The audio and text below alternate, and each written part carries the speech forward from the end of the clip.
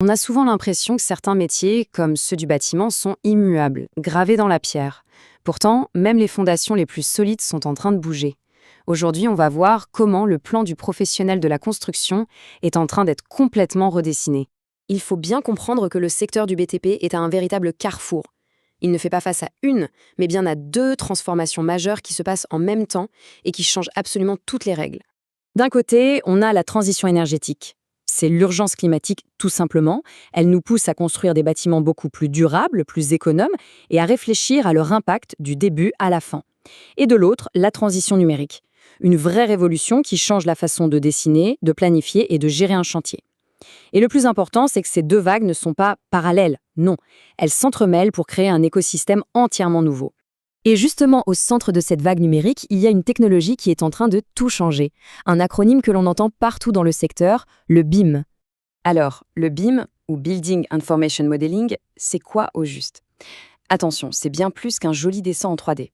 C'est une maquette numérique intelligente qui rassemble toutes les données d'un projet. Pensez-y une seconde.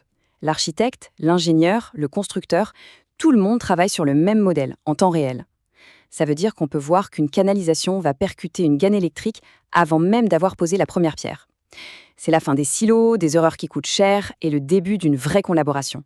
Forcément, face à un tel bouleversement, les bonnes vieilles fiches de poste ne tiennent plus la route. Il a fallu repenser les métiers eux-mêmes, en partant d'une réévaluation officielle. Et cette réévaluation, ce n'est pas juste une idée en l'air, c'est très officiel. Voici le document source, le nouveau référentiel de compétences du ministère du Travail. C'est en quelque sorte le nouveau plan directeur pour former les professionnels qui vont construire nos villes de demain. Et c'est sur cette base qu'on s'appuie aujourd'hui. Et dans ce grand ménage, un rôle en particulier a été totalement revu et corrigé, celui de technicien supérieur du bâtiment. C'est un poste absolument central, juste entre la conception et la réalisation du projet. Quand on compare l'avant et l'après, la différence saute aux yeux. Avant, on parlait surtout d'estimation de budget et d'études de prix. Aujourd'hui, regardez bien les mots. Étudier et mettre en BIM, prescrire et estimer en BIM. Le mot BIM est partout. Ce n'est pas un détail. On passe d'un rôle de calculateur à celui d'un véritable pilote de projet numérique. Bon, mais alors concrètement, au quotidien, ça change quoi? Que fait ce technicien des temps modernes? En fait, il est responsable de toutes les études, économiques, techniques et même réglementaires. Son objectif principal, s'assurer que le projet colle bien avec le budget du client. Il devient le garant de la faisabilité du projet.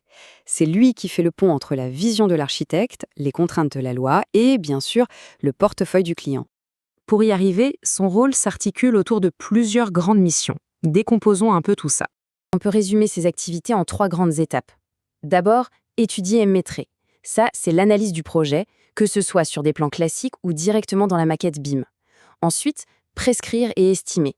Là, il s'agit de définir précisément ce qu'il faut faire et de chiffrer combien ça va coûter. Et enfin, superviser les travaux, c'est-à-dire être présent sur le chantier pour s'assurer que tout se passe comme prévu jusqu'à la livraison. Pour bien se rendre compte de la richesse de ce nouveau rôle, on va faire un zoom sur une de ces activités, prescrire et estimer. Rien que pour cette partie, regardez la palette de compétences nécessaires. Il faut savoir rédiger des cahiers des charges techniques, chiffrer les coûts bien sûr, mais aussi analyser les devis des entreprises. Et le point le plus moderne, collaborer avec les BIM managers pour que toutes les données techniques soient bien intégrées dans la maquette. C'est un vrai mix d'expertise, technique, financière et numérique. Alors, pourquoi est-ce si important tout ça?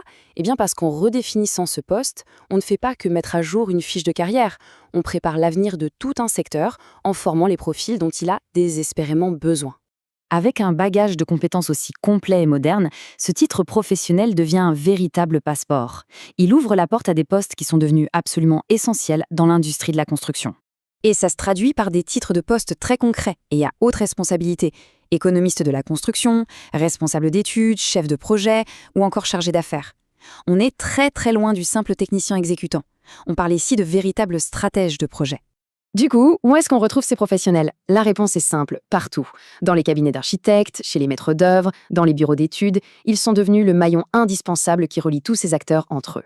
Finalement, ce qu'il faut retenir, c'est que le technicien du bâtiment est devenu un pilote de projet numérique à la croisée des chemins entre la technologie et la construction durable. Alors la vraie question qui se pose maintenant, c'est avec ces nouveaux outils et ces nouvelles compétences, à quoi vont ressembler les bâtiments de demain?